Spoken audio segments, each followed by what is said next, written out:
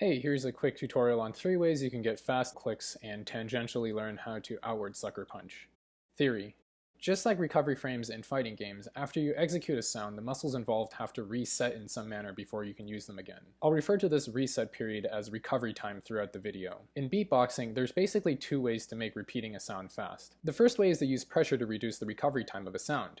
For example, Heat's fast hi-hat method, or the slizzer roll.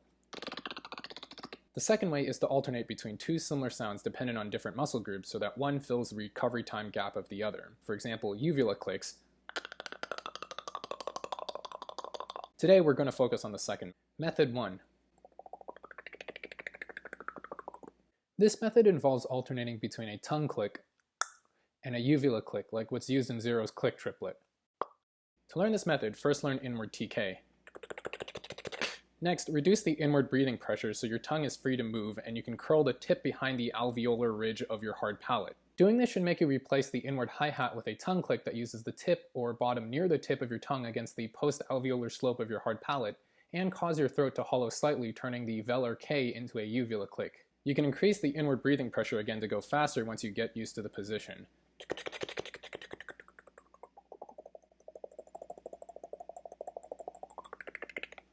The strengths of this method are it's easy to learn and easy to integrate with combos that already move from tip of the tongue to back of the mouth, like TKK.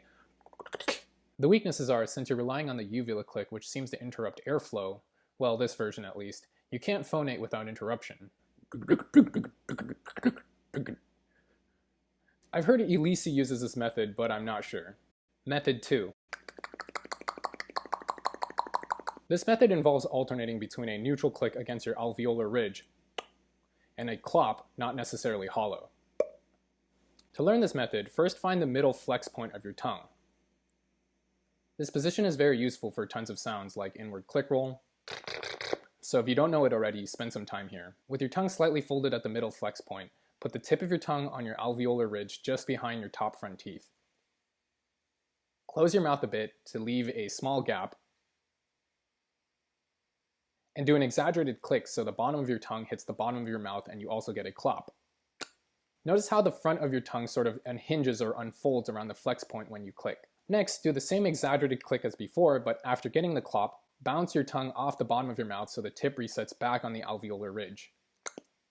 Repeat the last bouncing exaggerated click until you get comfortable with the position. You can then increase the speed of clicks and even out the timing. It should feel like you're bouncing the region around the tip of your tongue between your alveolar ridge and the bottom of your mouth.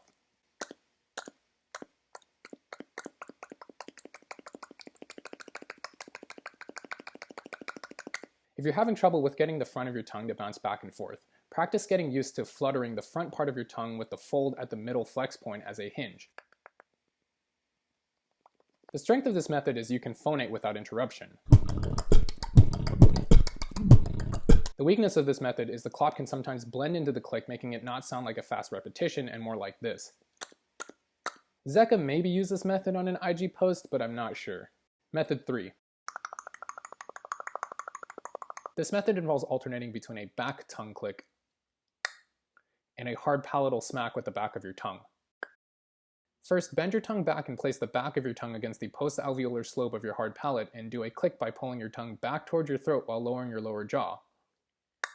From this position, with your tongue pulled back towards your throat, push the back of your tongue forward against your post-alveolar slope in one hard push of air while closing your lower jaw slightly. If you're having trouble, think of whispering HUD or HUT if you know how to do an inward sucker punch. This is the outward sucker punch with your tongue folded. Next, get comfortable alternating between the click and the outward sucker punch. Once you're comfortable, focus on how closing your lower jaw pushes your tongue forward without needing to exhale. Once you understand how to get the hit without exhaling, take the breathing away from the outward sucker punch to get a hard palatal smack during the alternation.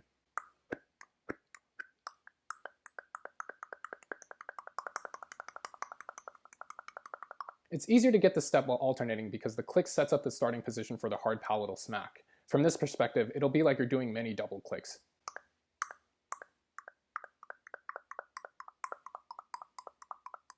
You might notice a sort of seesaw feeling on the back of your tongue between the tip and area lower near the bend once you get comfortable. Try moving your tongue forward and back to get different pitched clicks.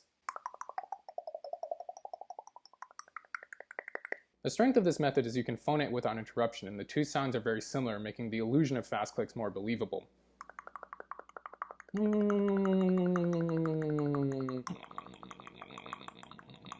The weakness of this method is the tongue is bent back like with click rolls, making the transition to neutral tongue position sounds like hi-hats, or the Beatbox chirp, more cumbersome.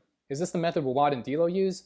I have no idea. Anyways, that's all from me on this topic for now. More important than the specific click methods I showed, I hope you were able to take away the fundamental ideas about how to make a sound repeat quickly, explore what's possible, and share with others what you discover. There are almost certainly more ways to do fast clicks and other types of sounds, so good luck and have fun. Lastly, subscribe if you like to go fast.